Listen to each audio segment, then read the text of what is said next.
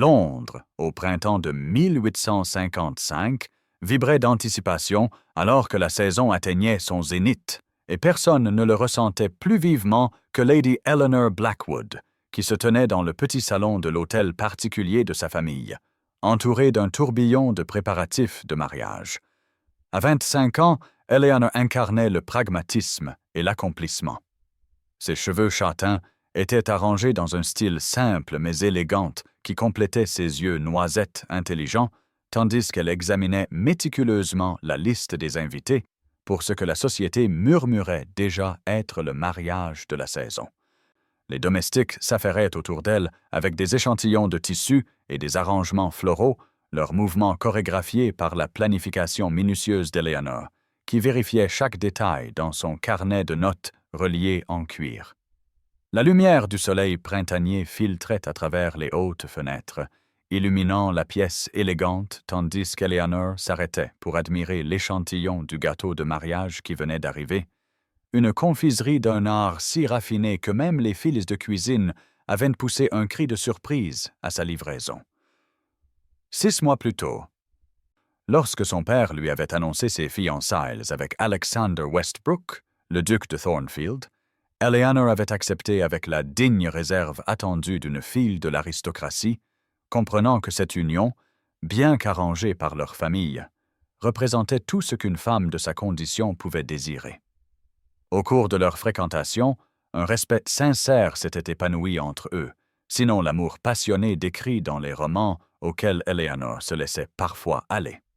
Alexander était beau à la manière classique anglaise, avec sa haute stature et ses cheveux blonds, et plus important encore, il était bon et intelligent, ne rejetant jamais ses opinions comme de nombreux gentilshommes auraient pu le faire. Dans 3 semaines, Mrs. Higgins, dans 3 semaines, je deviendrai la duchesse de Thornfield, fit remarquer Eleanor à sa femme de chambre, qui repassait avec soin le voile de dentelle, ayant orné 3 générations de mariés Blackwood. « Et quelle splendide duchesse vous ferez, mademoiselle » répondit Mrs. Higgins avec une affection sincère, en ajustant la brosse à cheveux en argent sur la coiffeuse. « Vous avez pensé à tout » Eleanor sourit à cette remarque, une petite vague de fierté lui réchauffant la poitrine tandis qu'elle passait une nouvelle fois en revue ses plans méticuleux. La cérémonie à l'église St. George, suivie d'un somptueux déjeuner à Blackwood House, puis le voyage de noces en Italie, où Alexander avait promis de lui montrer l'art et l'architecture qu'elle n'avait connus que par les livres. Tout avait été arrangé avec précision, de la nuance exacte des robes des demoiselles d'honneur à la sélection des hymnes qui résonneraient dans l'église. En scellant la dernière invitation avec le blason des Blackwood pressé dans la cire pourpre, Eleanor sentit un sentiment de justesse l'envahir. Elle avait fait tout ce qu'on attendait d'une femme de sa condition, assurer une union avantageuse avec un noble respecté et organiser ce qui serait sans aucun doute un mariage parfait. L'avenir s'étendait devant elle, prévisible et sûr, un chemin qu'elle avait été élevée depuis sa naissance à parcourir avec confiance et grâce, sans jamais se douter que dans 3 petits jours, cet avenir si soigneusement construit volerait en éclats jusqu'à en devenir méconnaissable. Et c'est le moment idéal pour vous abonner à notre chaîne. Chaque abonné nous rapproche du millier, ce qui nous aide à garder ces histoires vivantes et à continuer de vous les partager. Si vous avez apprécié cette vidéo, n'oubliez pas de l'aimer et de laisser un commentaire en nous disant d'où vous regardez. C'est toujours incroyable de voir jusqu'où ces récits voyagent à travers le monde. Continuons maintenant. Le soleil de l'après-midi projetait des ombres tachetées à travers les chênes anciens du domaine de Thornfield, lorsque Lady Eleanor Blackwood arriva pour les derniers préparatifs du mariage. Les roues de sa voiture crissaient sur l'allée de gravier impeccablement entretenue qui serpentait jusqu'à l'imposant manoir qui deviendrait bientôt sa demeure. Le voyage depuis Londres avait été assez agréable, le printemps déployant toute sa splendeur à travers la campagne. Mais Eleanor avait à peine remarqué le paysage, son esprit occupé par des listes, des arrangements et la centaine de petits détails qui devaient garantir que le jour de son mariage se déroulerait sans accroc. Apprenant qu'Alexander faisait sa promenade habituelle de l'après-midi dans les jardins, Eleanor décida de le rejoindre plutôt que d'attendre son retour, souhaitant discuter des changements de dernière minute au plan de table, rendus nécessaires par l'arrivée inattendue de sa vieille tante de Bath. Les jardins de Thornfield s'étendaient dans une splendeur formelle derrière la grande demeure, un chef-d'œuvre d'aménagement paysager où les haies géométriques laissaient mettre place à des plantations plus naturalistes à mesure que l'on s'éloignait de la terrasse principale. La lumière de fin d'après-midi dorait tout sur son passage, tandis que les abeilles bourdonnaient paresseusement parmi les parterres de fleurs odorantes. Eleanor suivit le sentier qu'elle savait être le préféré d'Alexander, un chemin qui serpentait à travers des tonnelles de roses et longeait le lac d'ornement où des cygnes glissaient avec une dignité sereine sur la surface immobile de l'eau. Le parfum des glycines en fleurs flottait lourdement dans l'air alors qu'elle tournait au coin d'une haute haie d'ifs, avec l'intention de surprendre son fiancé par son arrivée précoce, pour se retrouver figée sur place, ses membres soudainement lourds, comme si elle avait été changée en pierre par la scène qui s'offrait à elle. Là, partiellement dissimulé derrière un treillis de rosiers chargés de fleurs précoces, se tenait Alexander, sa haute silhouette reconnaissable même à distance, mais il n'était pas seul. Dans ses bras, pressé contre lui avec une intimité indéniable, se trouvait une silhouette élancée vêtue d'une robe de promenade bleu pâle, ses boucles blondes s'échappant de leurs épingles, tandis qu'Alexander penchait la tête pour l'embrasser avec une passion qu'Eleanor ne lui avait jamais connue. Même de là où elle se tenait, Eleanor put voir qu'il s'agissait de Catherine, sa propre sœur, à peine âgée de 19 ans, et la beauté reconnue de la famille, dont les rires avaient toujours rempli les pièces, et dont la présence avait toujours, d'une manière ou d'une autre, fait en sorte qu'Eleanor se sente banale et ignorée malgré ses accomplissements. « Ma chère Catherine, ces semaines de faux-semblants ont été une torture, » murmura Alexander, sa voix portant clairement dans l'air calme du jardin. « Après le mariage, nous trouverons un moyen d'être ensemble, je te le promets. » Eleanor ne pouvait ni bouger, ni respirer, ni même scier, tandis qu'elle regardait sa sœur se hisser sur la pointe des pieds pour presser une fois de plus ses lèvres contre celles de l'homme qu'Eleanor devait épouser dans exactement 21 jours. Son cœur sembla s'arrêter, puis se briser, chaque éclat coupant plus profondément que n'importe quelle blessure physique, alors que toute la portée de ce dont elle était témoin s'abattait sur elle comme une vague, menaçant de l'entraîner par le fond. Le mariage parfait qu'elle avait planifié, l'avenir qu'elle avait soigneusement construit, la confiance qu'elle avait placée à la fois en sa sœur et en son fiancé, tout cela gisait en ruines à ses pieds, aussi sûrement que si un bâtiment s'était effondré. Eleanor fit un pas en arrière en silence, puis un autre, un calme étrange s'emparant d'elle, alors même que son esprit hurlait de trahison et de douleur, sa nature pragmatique s'affirmant au milieu de la catastrophe, calculant et planifiant alors même que ses émotions menaçaient de la submerger complètement. Le couple, perdu dans son étreinte illicite, ne remarqua pas sa présence. Tandis qu'Eleanor se retournait et marchait d'un pas mesuré vers la maison, son visage un masque de sang-froid qui ne laissait rien transparaître de la dévastation qui la rongeait. Les cieux eux-mêmes semblaient refléter le tumulte intérieur d'Eleanor alors qu'elle fuyait le domaine de Thornfield.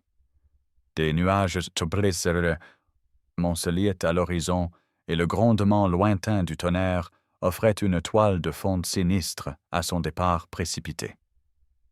Elle était retournée à la maison avec une précision mécanique, ordonnant à sa femme de chambre de ne prendre que l'essentiel pendant qu'elle rédigeait une brève note à ses parents, expliquant qu'elle ne pouvait poursuivre le mariage sans toutefois offrir de détails sur la trahison dont elle avait été témoin, sa réserve naturelle et sa fierté l'empêchant de coucher sur le papier des détails aussi douloureux. Au moment où la voiture de louage s'éloigna de Thornfield, les premières grosses gouttes de pluie commençaient à tomber, éclaboussant les vitres, tandis qu'Eleanor restait assise. Rigide de choc, son esprit rejouant la scène du jardin, avec une clarté impitoyable malgré ses tentatives désespérées de chasser ces images. Le voyage vers le nord fut ardu, le temps se détériorant rapidement à mesure qu'ils avançaient. Les chemins de campagne se transformèrent en boue sous les roues, le cocher recroquevillé contre l'averse tandis qu'il exhortait les chevaux à avancer dans l'obscurité grandissante. À l'intérieur de la voiture, Eleanor céda enfin au chagrin qu'elle avait contenu, des larmes coulant silencieusement sur son visage, à mesure que la distance physique avec Thornfield augmentait. Chaque kilomètre l'éloignant de la vie qu'elle avait planifiée, mais la rapprochant d'un avenir qu'elle ne pouvait encore imaginer. Le Northumberland était un choix lointain, mais délibéré, car sa tante maternelle, Lady Victoria Winters, y résidait dans une splendide indépendance. Veuve aux moyens considérables, elle ne s'était jamais remariée et vivait largement en dehors des contraintes de la société londonienne, gérant les vastes possessions de son défunt mari avec une perspicacité qui en avait doublé la valeur au cours des 15 années écoulées depuis son décès. Il était bien plus de minuit lorsque la voiture arriva enfin à Winterhaven, le domaine de campagne de Lady Victoria niché au milieu des collines sauvages et balayé par le vent. Le voyage avait duré près de 2 fois plus longtemps que prévu en raison de la tempête qui continuait de faire rage. Eleanor était trempée jusqu'aux os malgré sa cape lorsqu'elle gravit en titubant les marches de l'imposante porte d'entrée.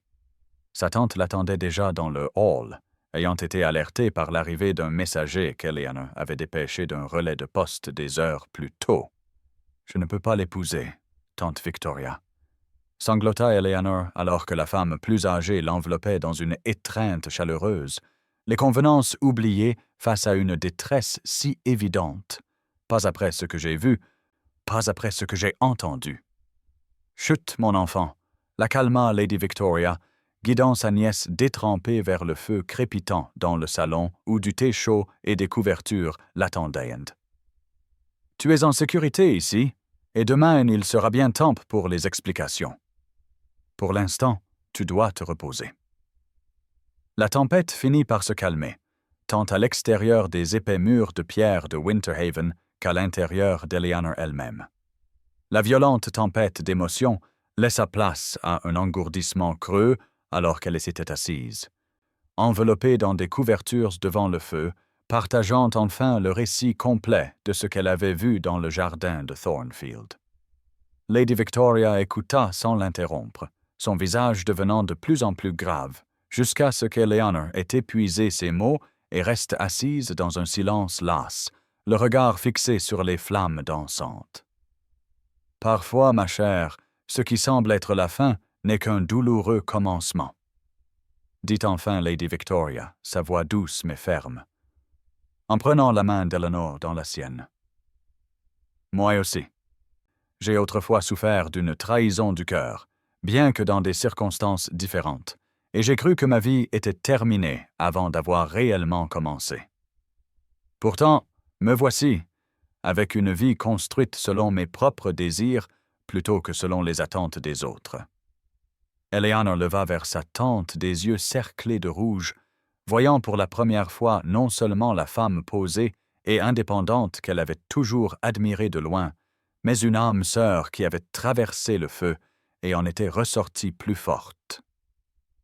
À cet instant, alors que la première lueur pâle de l'aube commençait à filtrer à travers les fenêtres de Winterhaven, quelque chose changea en Eleanor. Une minuscule graine de résilience prit racine au milieu des cendres de ses rêves brisés, encore trop fragiles pour être appelés espoir, mais peut-être en était-elle le précurseur. La société londonienne se nourrissait de scandales comme les fleurs du désert après la pluie, et la nouvelle de la disparition de Lady Eleanor Blackwood, quelques semaines seulement avant son mariage avec le duc de Thornfield, se répandit dans les salles de bal et les salons de thé avec une vitesse enivrante. Lors de la réception de l'après-midi de Lady Harrington, les délicates tasses de porcelaine s'entrechoquèrent avec une nonchalance étudiée, tandis que des mains gantées se levaient et s'abaissaient, et que les yeux, au-dessus des éventails frémissants, en disaient bien plus que la conversation polie qui emplissait l'air. Les salons de Mayfair bourdonnaient de spéculations, les matrones se blottissant dans les coins, leurs chuchotements portant juste assez loin pour atteindre les oreilles attentives tout en maintenant le prétexte de discrétion qu'exigeait la société.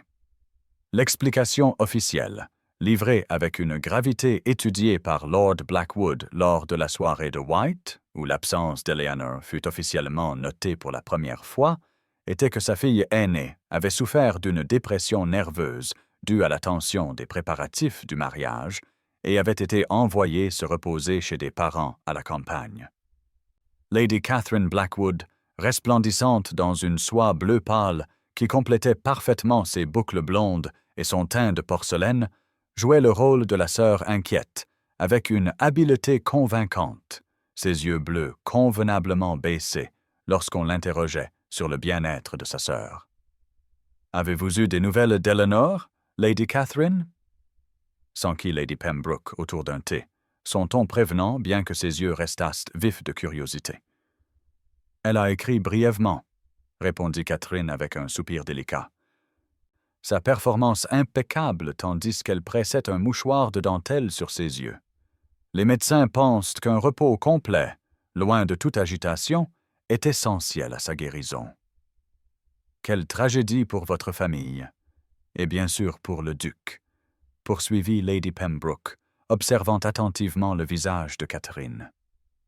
Il supporte cela avec une force remarquable, murmura Catherine, une légère rougeur colorant ses joues, qui aurait pu être attribuée à l'inquiétude fraternelle par ceux qui ignoraient qu'elle avait rencontré le duc dans l'alcôve isolée de la bibliothèque de Lord Whitmore quelques heures à peine avant cette conversation.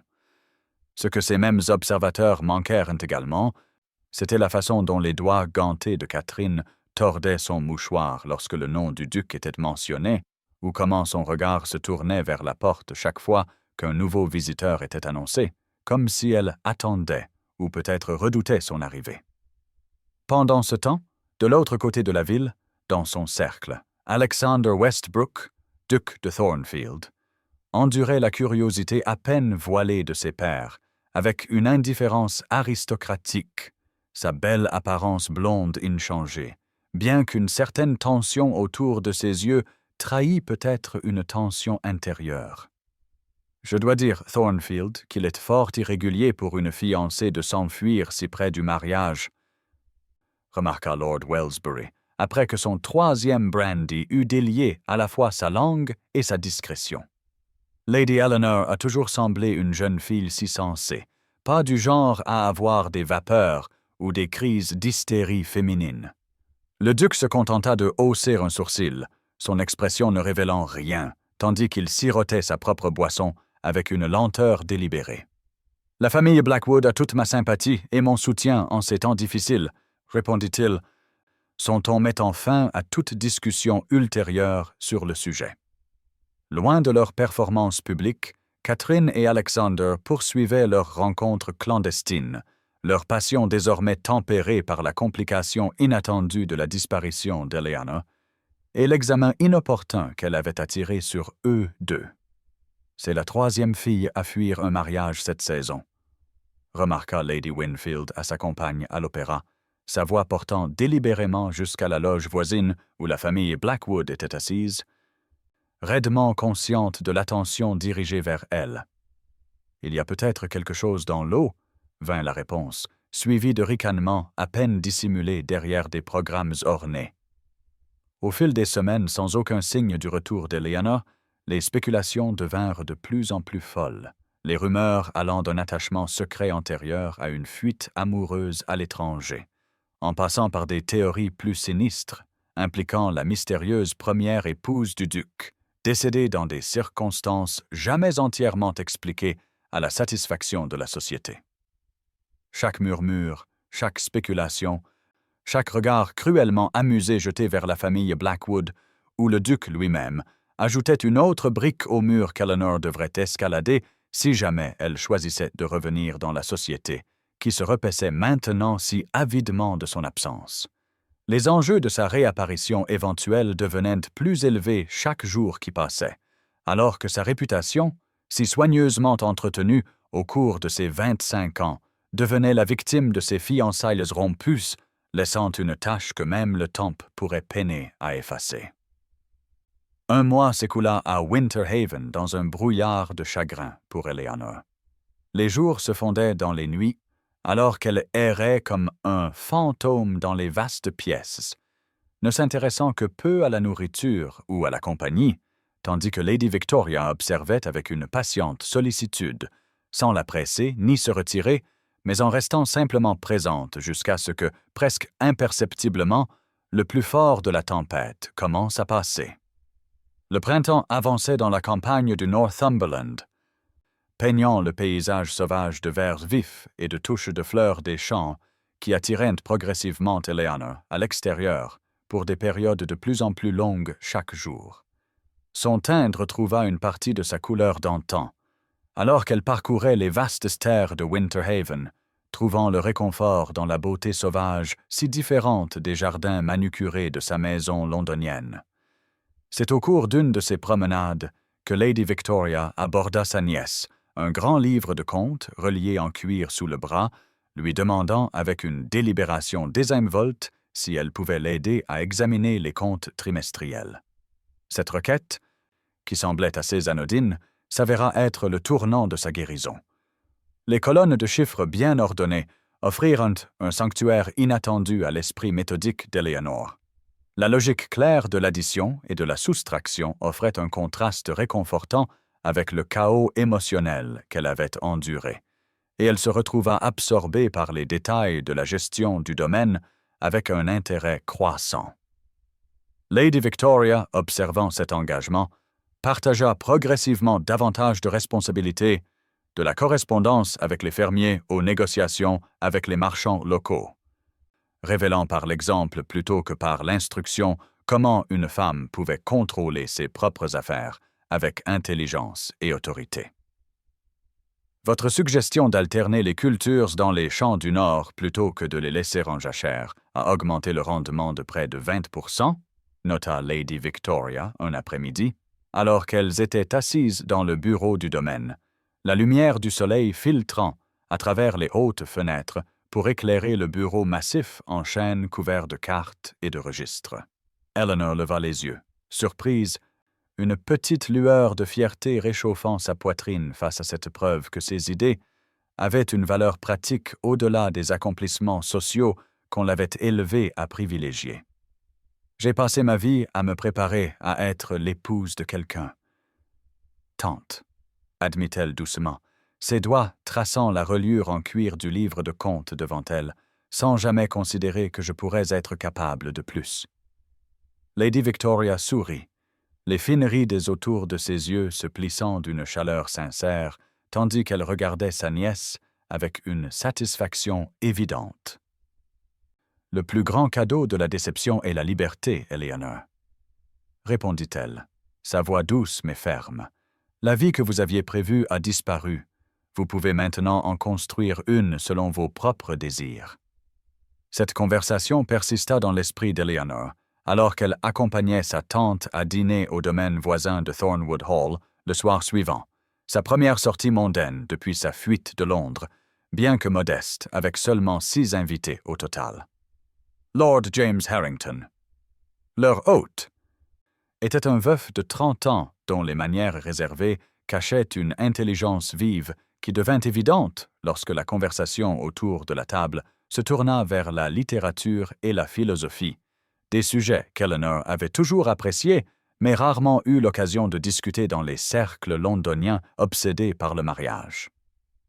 Il n'était pas d'une beauté conventionnelle comme Alexander, sa silhouette plus mince et ses traits plus anguleux, mais il y avait une profondeur dans ses yeux gris qui capta l'attention d'Eleanor, particulièrement lorsqu'il écoutait ses opinions sur la poésie moderne avec un intérêt sincère plutôt qu'une tolérance polie.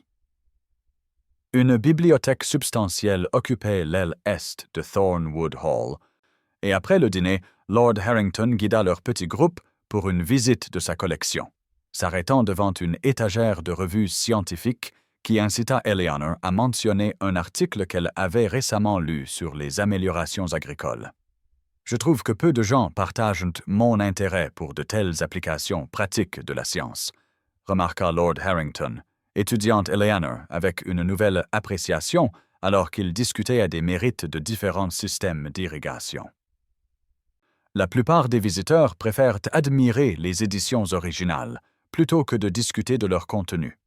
Alors qu'il se préparait à partir plus tard dans la soirée, il plaça un volume d'essais dans les mains d'Eleanor, suggérant qu'elle pourrait les trouver pertinents pour les améliorations du domaine qu'elle avait mentionnées au dîner.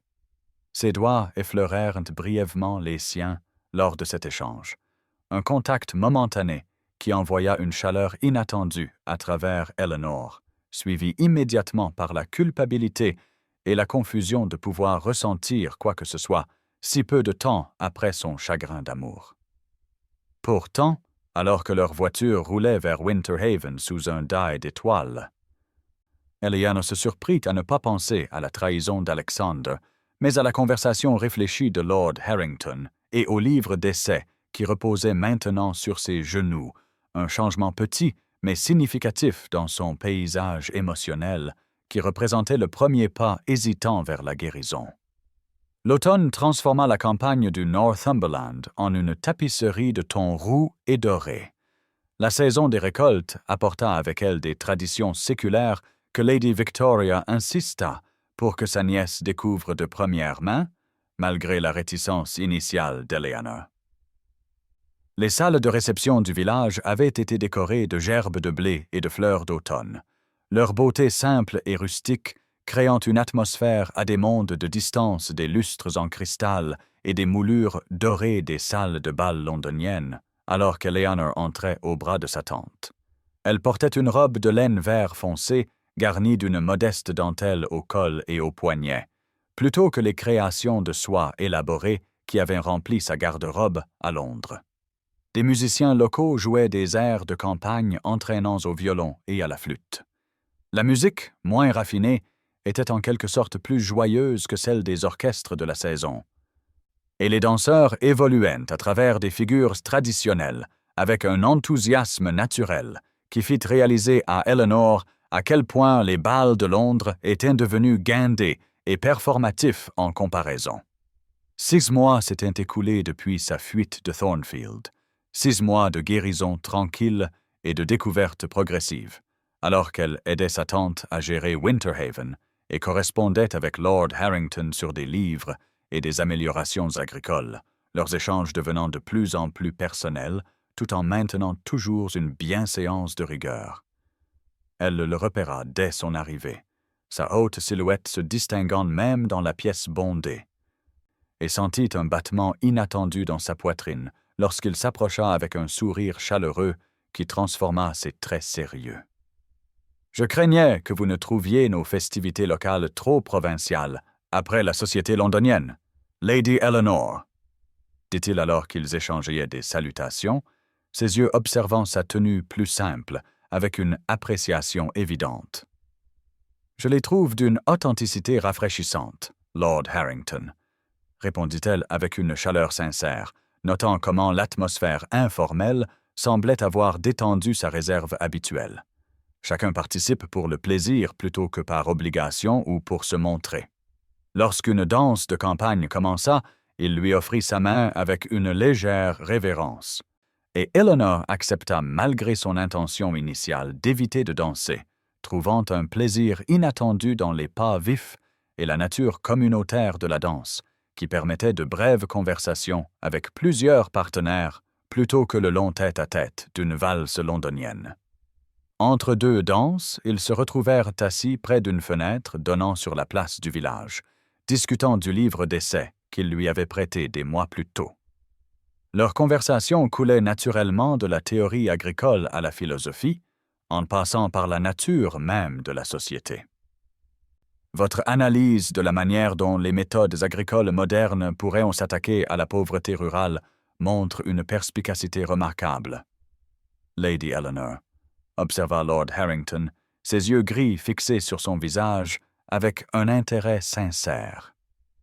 Vous parlez comme si vous aviez profondément réfléchi à ces questions. Peut-être avais-je besoin de tout perdre pour découvrir mon propre esprit, Lord Harrington, répondit-elle doucement, se surprenant elle-même par sa franchise.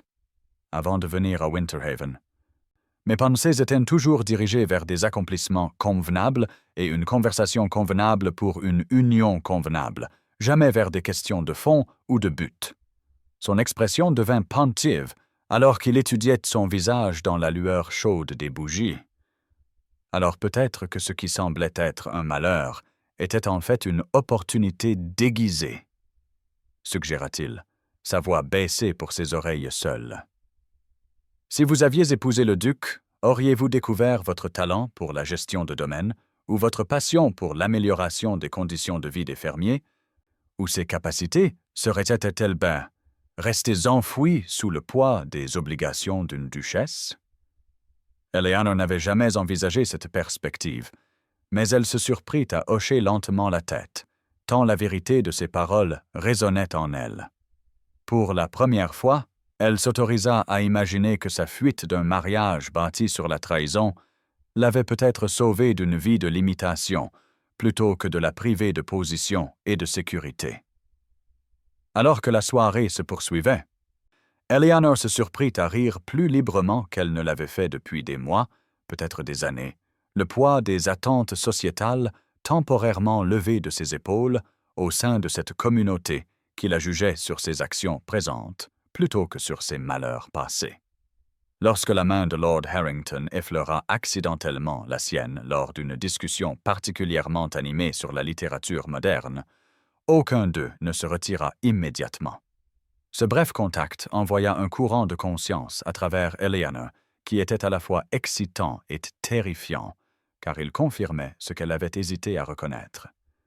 Que son cœur, qu'elle croyait irrémédiablement endommagé, guérissait suffisamment pour répondre à cet homme dont l'esprit et les principes commandaient de plus en plus son respect. L'hiver s'abattit sur Winterhaven avec une sévérité caractéristique, recouvrant le domaine d'une neige d'un blanc immaculé qui transforma le paysage en un pays des merveilles silencieux tout en confinant ses habitants principalement à l'intérieur.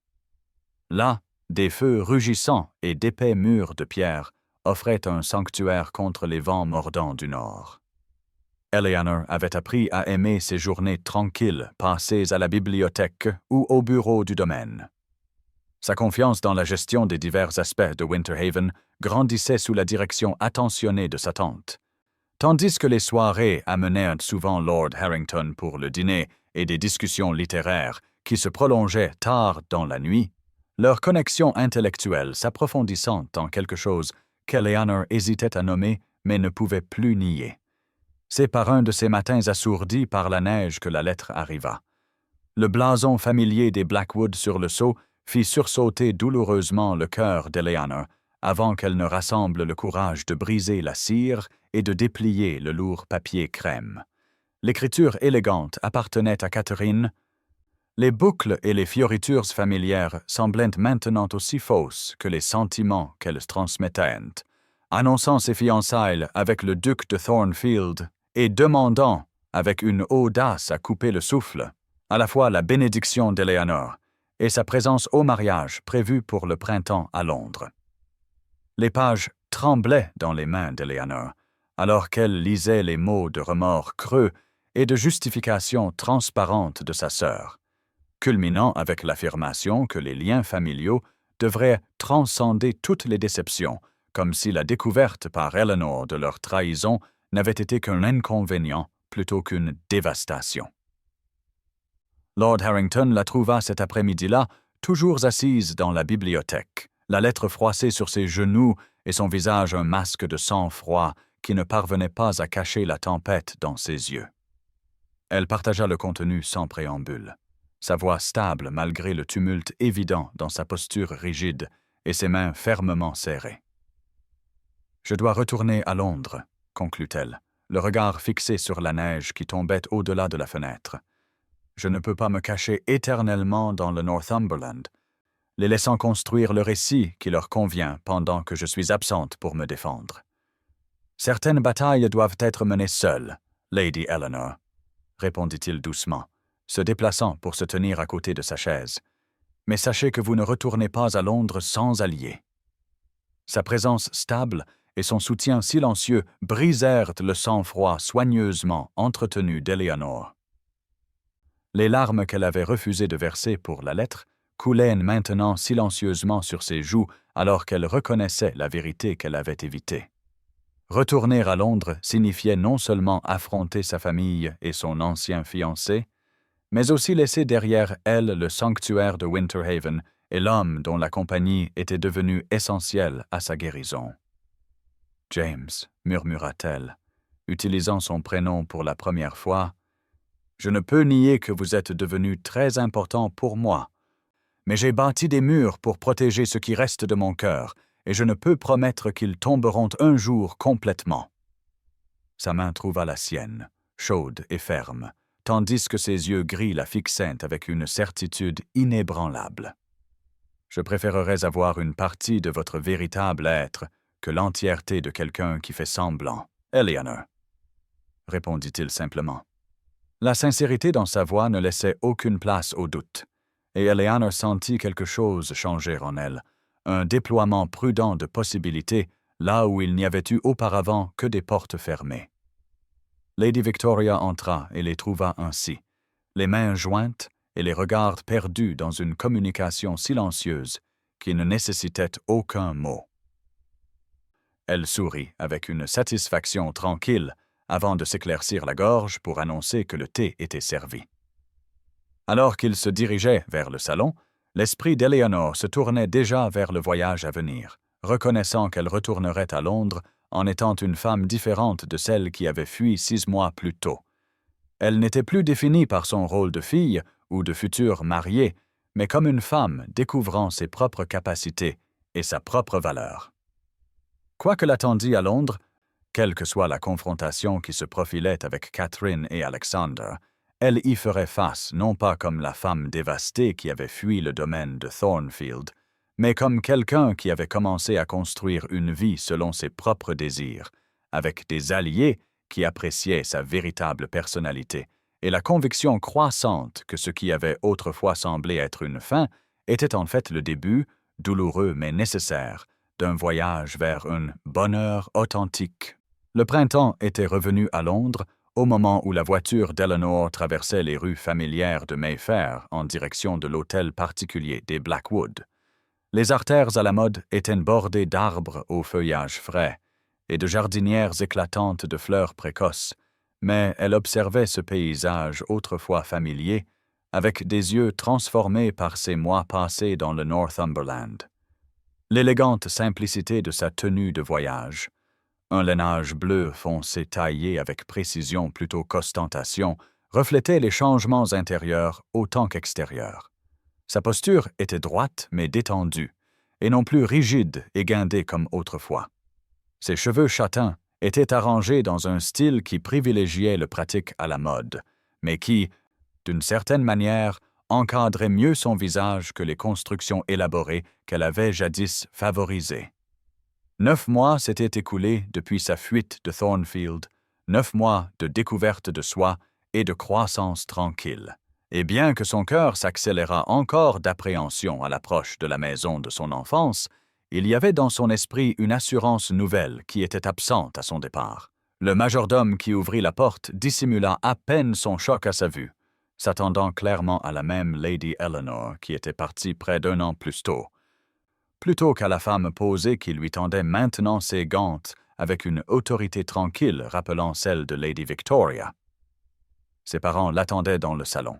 Sa mère se leva dans un froufrou de soie coûteuse, tandis que son père restait assis, le visage un masque de mécontentement contenu, lorsqu'Éléonore entra et fit ses révérences avec une correction parfaite, malgré la tension qui vibrait dans l'air. « Tu as causé un embarras considérable à cette famille, Éléonore, » commença Lord Blackwood sans préambule, son ton étant celui d'un juge s'adressant à un accusé. Ton comportement inexplicable nous a forcés à créer des explications que la société a à peine acceptées, et maintenant tu reviens sans prévenir. juste au moment où ta sœur se prépare pour son mariage avec l'homme que tu as abandonné.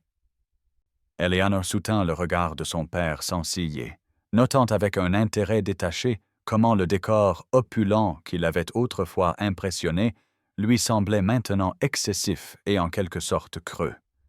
Les dorures et les lustres en cristal parlaient plus d'étalage que de confort ou de goût.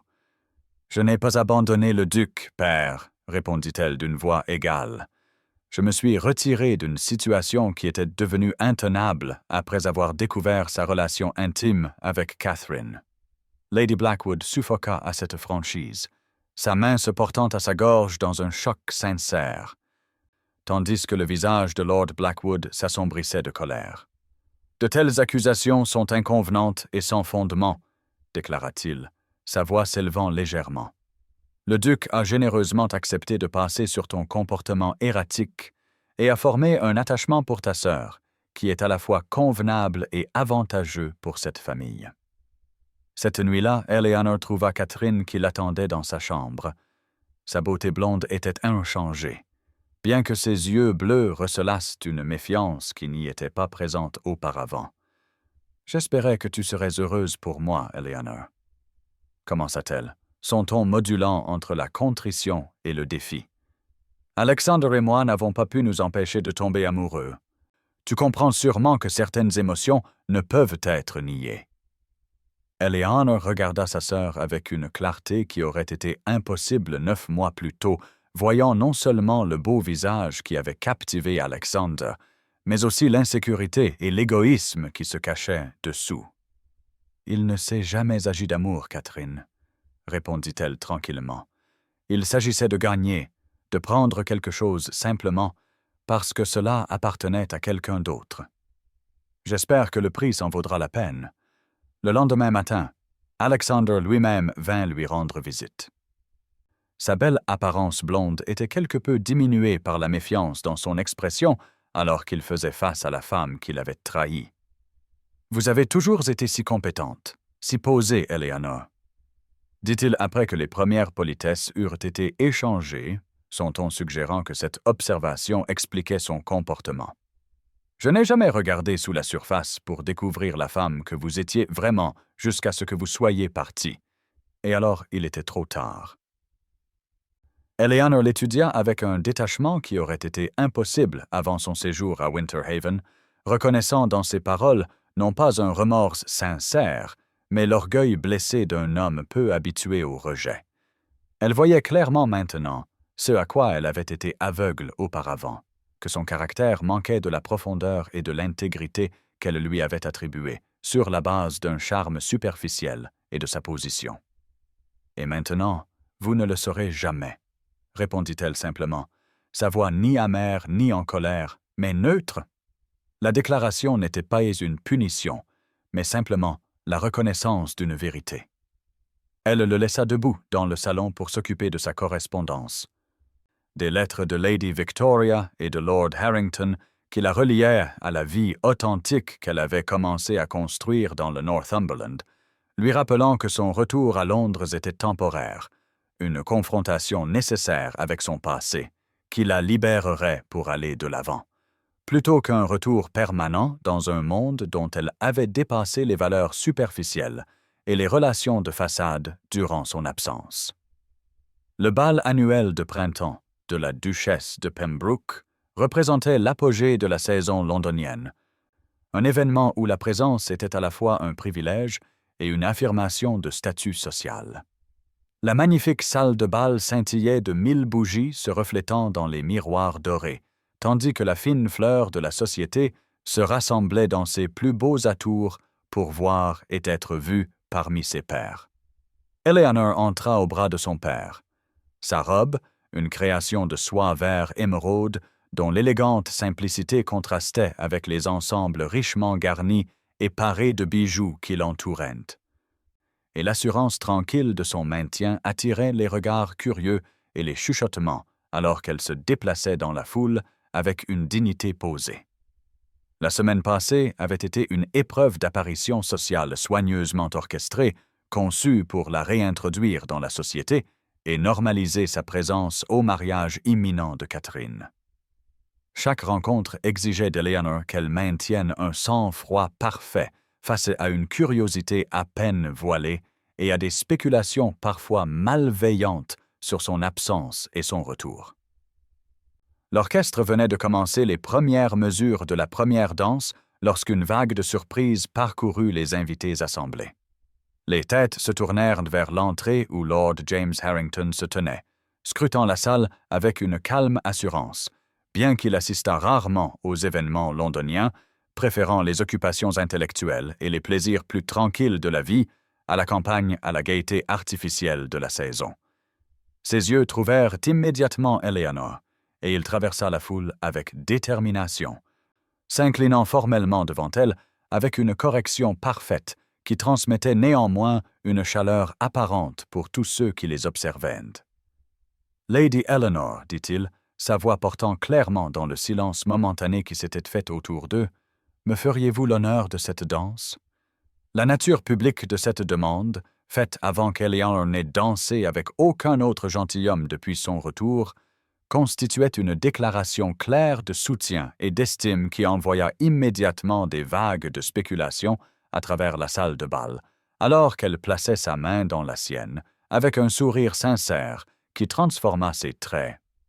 De l'autre côté de la pièce, Alexander observait leur progression sur la piste de danse, son expression s'assombrissant en voyant la conversation aisée qui s'écoulait entre Eleanor et Lord Harrington, la grâce détendue avec laquelle elle se mouvait dans ses bras, si différente de la bienséance contrôlée qu'elle avait toujours maintenue pendant leur fréquentation.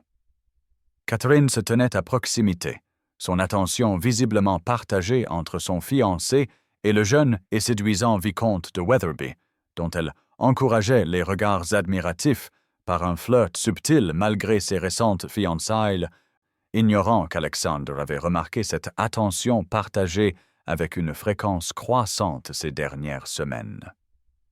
Au fil de la soirée, Eleanor se retrouva entourée d'un cercle restreint, mais croissant d'invités, qui semblaient réceptifs à son authenticité retrouvée.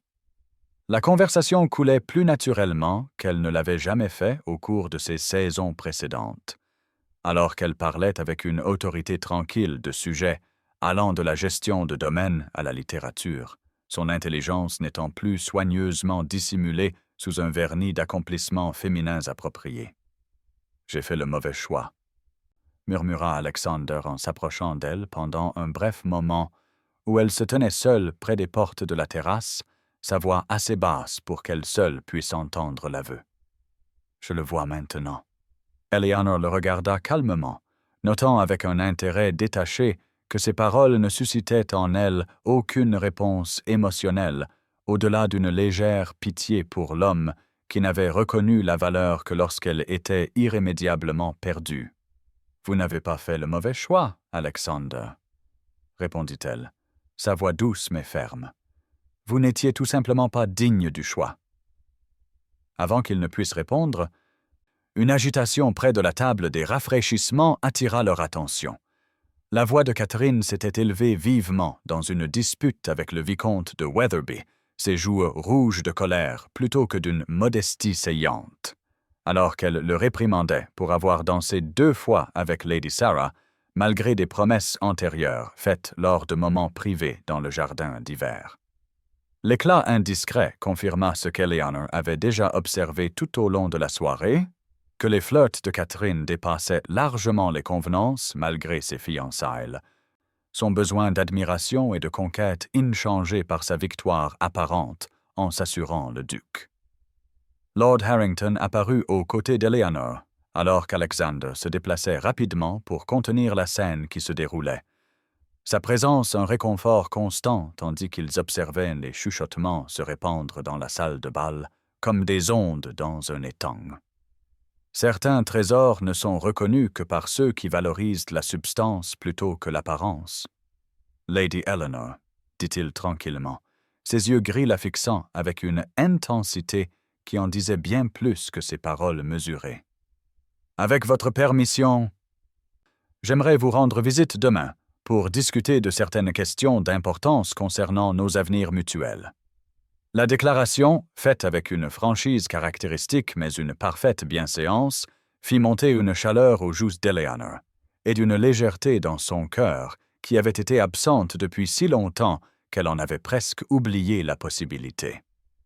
Alors que le bal se poursuivait autour d'eux, Eleanor sentit les dernières pièces de son passé s'effacer, remplacées par la perspective d'un avenir construit sur une connexion sincère et un respect mutuel plutôt que sur les attentes sociales, avec un homme qui appréciait son esprit et son âme plutôt que simplement son pedigree ou ses accomplissements.